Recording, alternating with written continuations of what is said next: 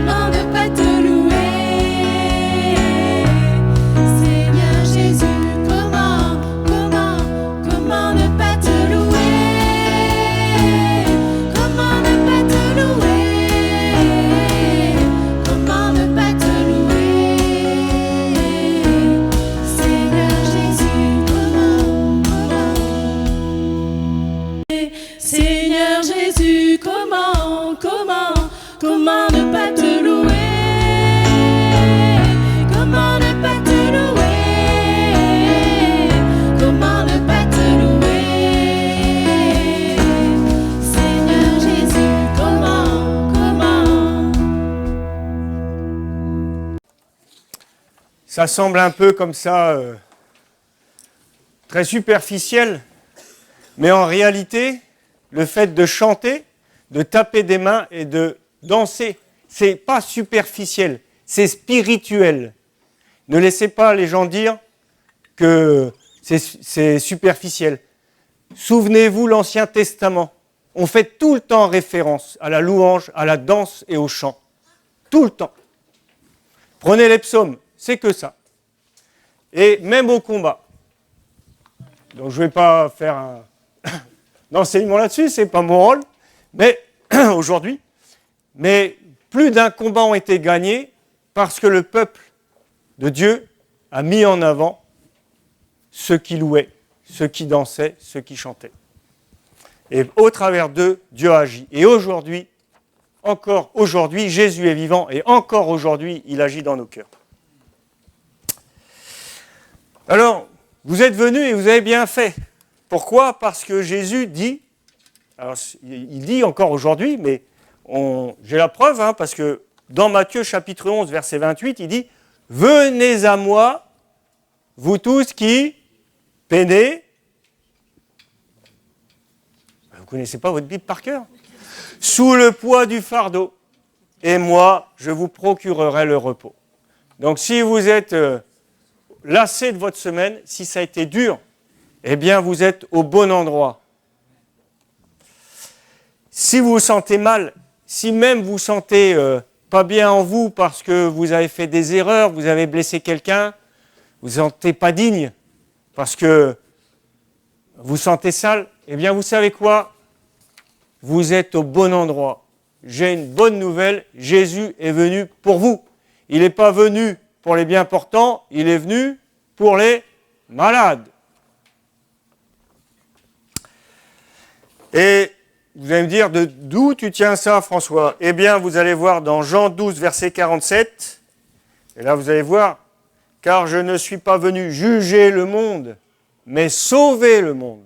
Il est venu vous sauver, nous sauver. Et dans Matthieu, chapitre 18, verset 11, il dit, car le Fils de l'homme est venu sauver ceux qui étaient perdus. Vous êtes perdus? Ça tombe bien, il vient vous sauver. Jésus nous a libérés, nous libère chaque jour. Alors, chantons encore notre joie, remercions-le, soyons dans l'allégresse, car nous sommes dans une joie immense, nous sommes libres, nous sommes dans l'allégresse, car Dieu nous a libérés et nous libère ce matin de tous les fardeaux que nous pouvons porter.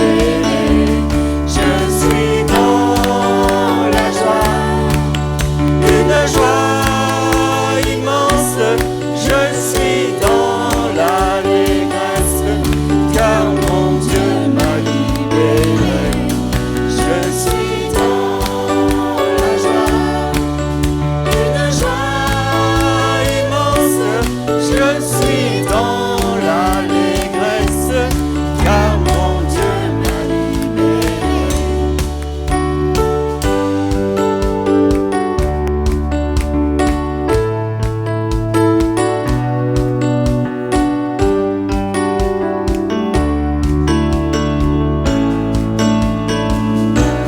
Je suis dans la joie, une joie immense. Je suis dans l'allégresse, car mon Dieu m'a libéré. Je suis dans la joie, une joie immense. Je suis dans l'allégresse, car mon Dieu m'a libéré.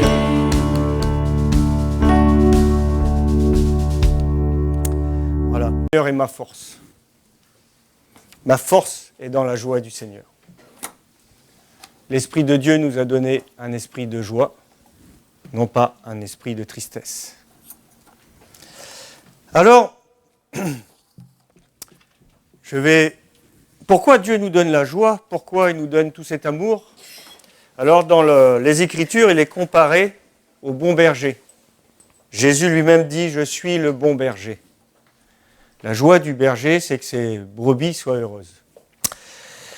Je vais appeler aujourd'hui un berger qui a des moutons.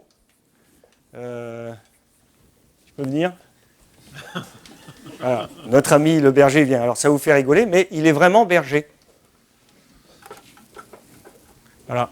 Et puis la première brebis qu'il a appelée, c'est le jour où il est entré. Alors je ne sais pas si c'était dans une mairie ou dans une église. Il est rentré, s'est tenu devant le pasteur, le maire, je ne sais pas quoi, et il a appelé sa première brebis qui est rentrée dans l'église au moment où il l'a appelée. Elle s'appelle comment? Ton épouse. T'es allé devant le maire avec quelqu'un d'autre que ton épouse, toi. Moi, je suis parti avec alors Rebecca. Donc, redis-le parce qu'elle n'a pas entendu. Voilà. Regardez, Rebecca, son nom, elle vient. L'avantage ou le désavantage de Rebecca, c'est qu'elle est elle-même bergère. Et ils sont bergers et bergères l'un pour l'autre. Lui, il doit prendre soin d'elle et elle de lui. Donc ils sont à la fois brebis et bergers et bergères. Et ils ont décidé d'avoir des brebis. Les brebis les connaissent. Parce que quand ils disent leur prénom, ils viennent. Et d'ailleurs, c'est eux qui leur ont donné leur prénom. Alors appelez votre première brebis.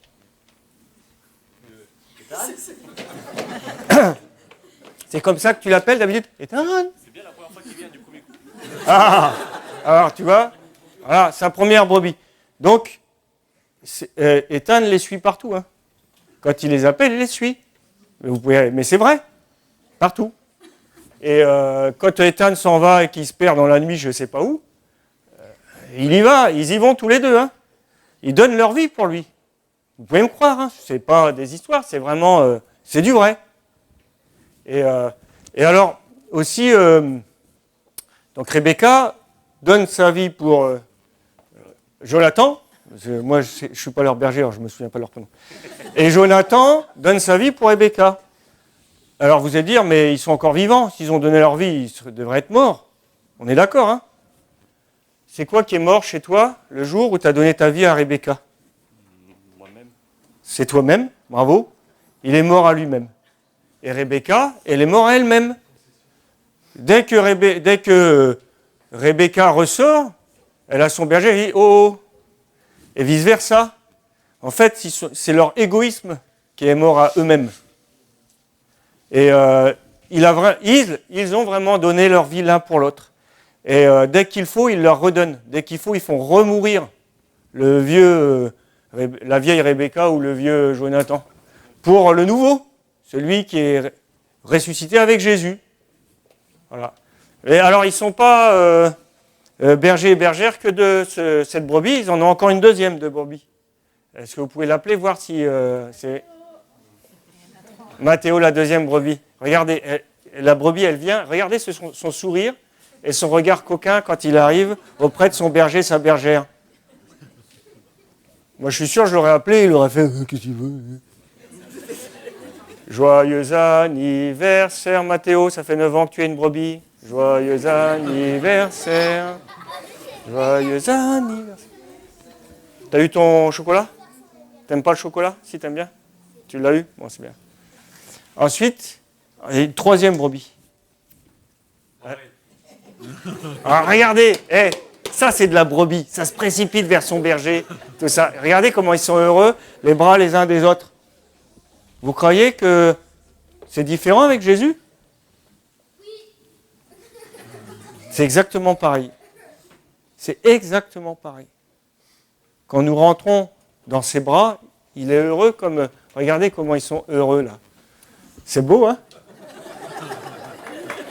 Voilà. Eh bien, voilà. Vous pouvez retourner. Merci hein, de vous être prêté. Voilà. Et on est tous appelés à être des bergers les uns pour les autres, des bergères les uns pour les autres. Et Jésus, le berger, nous appelle. Alors, qu'est-ce qu'il raconte lui encore? Bon, alors.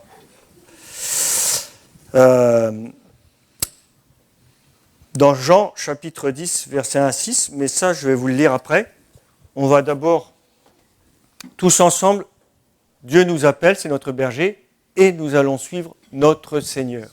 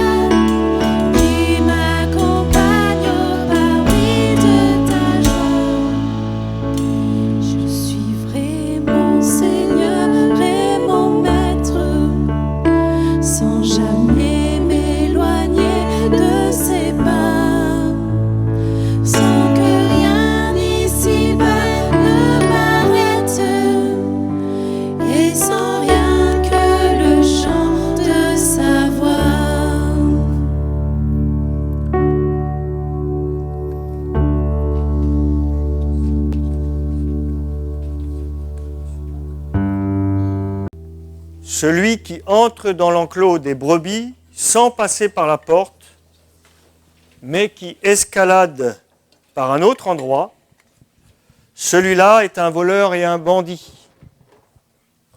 Celui qui entre par la porte, c'est le pasteur, le berger des brebis. Le portier lui ouvre, et les brebis écoutent sa voix. Ces brebis à lui, il les appelle, chacune par son nom, et il les fait sortir. Quand il a poussé dehors toutes les siennes, il marche à leur tête, et les brebis le suivent, car elles connaissent sa voix. Jamais elles ne suivront un étranger, mais elles s'enfuiront loin de lui, car elles ne connaissent pas la voix des étrangers. Jean chapitre 10, Jésus dit, « Moi, je suis le bon berger. Je connais mes brebis et mes brebis me connaissent. Comme le Père me connaît, et je connais le Père. Et je donne ma vie pour mes brebis. »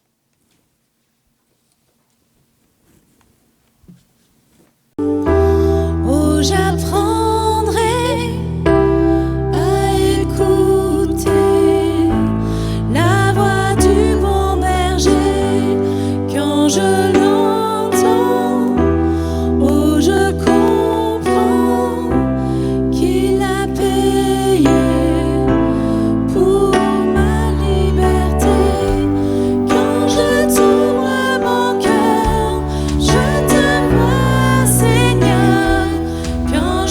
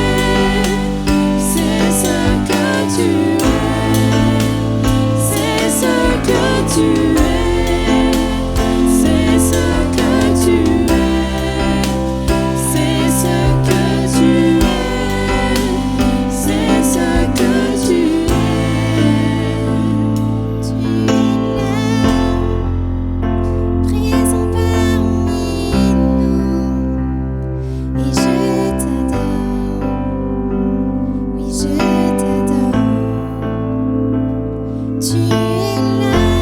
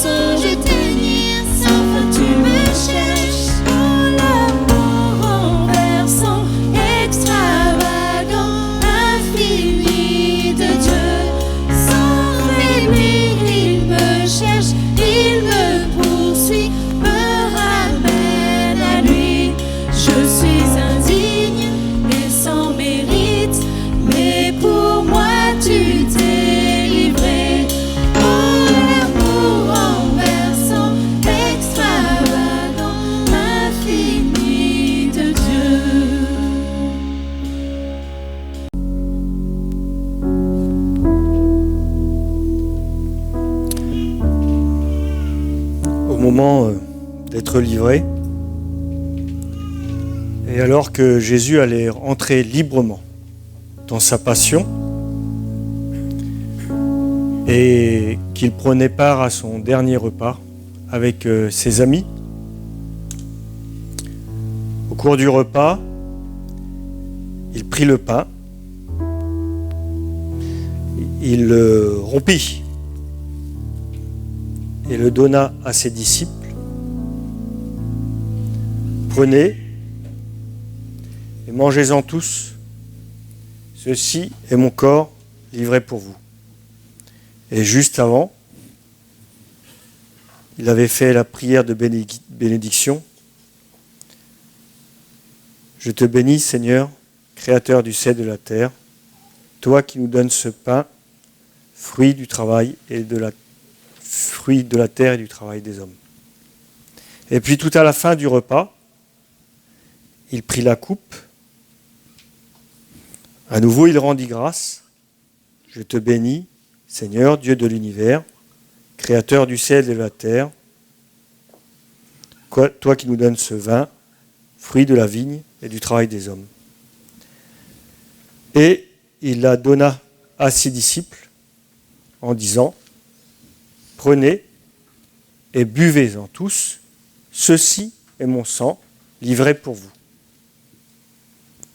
Et il ajouta, vous ferez cela en mémoire de moi. Seigneur, je te remercie pour ce signe, je te remercie pour ce repas, je te remercie pour ton sacrifice qui nous apporte le salut. Je te remercie parce que tu nous as appelés et tu nous appelles encore à te suivre et tu nous appelles à prendre part à ce repas jusqu'à ton retour où nous serons tous ensemble avec toi au banquet de l'agneau. Amen.